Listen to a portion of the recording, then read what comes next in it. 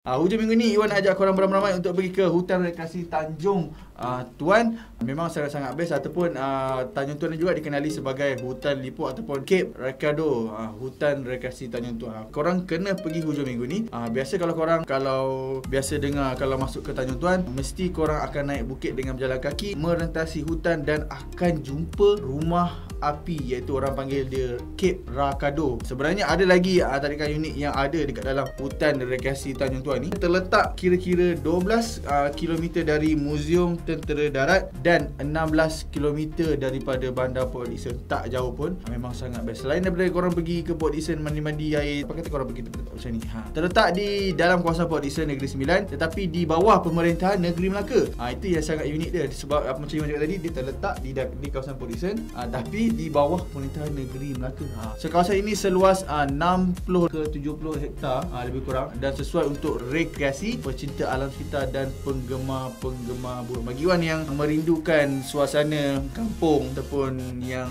geng-geng hike, korang kena cuba tempat ni. Memang sangat-sangat best. Sebab nanti Wan akan share ada 4 tarikan yang menarik yang ada di hutan rekreasi Tanjung.